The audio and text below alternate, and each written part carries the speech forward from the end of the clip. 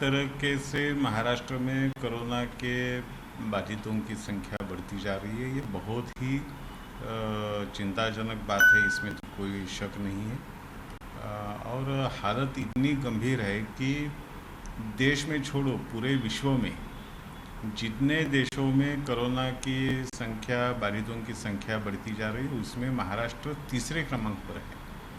और भारत के जो सबसे ज़्यादा प्रभावित 10 जिले हैं उसमें से 9 जिले महाराष्ट्र में हैं। तो ये महाराष्ट्र की हालत बहुत ही गंभीर है, इसमें तो कोई शक नहीं, इसमें कोई वाद विवाद नहीं कर सकता है। लेकिन अहम मुद्दा यह है कि केवल महाराष्ट्र में यह हालत क्यों है। एक तो अगर हम देखें जो आंकड़े अभी सामने आए हैं उसमें से अगर हम देखते हैं तो महाराष्ट्र में बाधितों की संख्या 17,874 से बढ़ी है, और वहीं 2 नंबर पर केरला है, तो केरला में 1853 से बढ़ी है। तो ये 10 गुना ज़्यादा अंतर क्यों है। बाद में कर्नाटका है, आंध्र प्रदेश है, तमिलनाडु है, तो ये सारे राज्यों में प्रभाव ना के बराबर है या मर्यादित है, नियंत्रित है। महाराष्ट्र में ये हालत क्यों है, इसके बारे में सरकार कुछ भी बोलती नहीं है।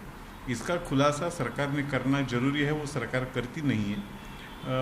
ये प्रभाव रोकने के लिए सरकार ने क्या कदम उठाए थे और अब क्या कदम उठाने जा रही है, इस विषय में सरकार कुछ बोलती नहीं है और केवल लॉकडाउन की बात कर रही है। तो ये सरकार पूरी तरह से असंवेदनशील है। जनता के प्रश्नों को लेकर इस सरकार को कुछ पड़ी नहीं है। अपने अपने डिपार्टमेंट्स में जो वाज़ेह लोगों को लाया है उनके माध्यम से अपना कारोबार, अपना खुद का कारोबार चलाने के पीछे ये सरकार के सभी मंत्री पड़ी है। जनता के साथ ये सरकार और ये सरकार के मंत्री धोखाधड़ी कर रहे हैं। ये इसके कारण महाराष्ट्र की ये हालत है। फिक्र आपकी, सोमवार से शुक्रवार रात 9 बजे सिर्फ TV9 भारतवर्ष पर।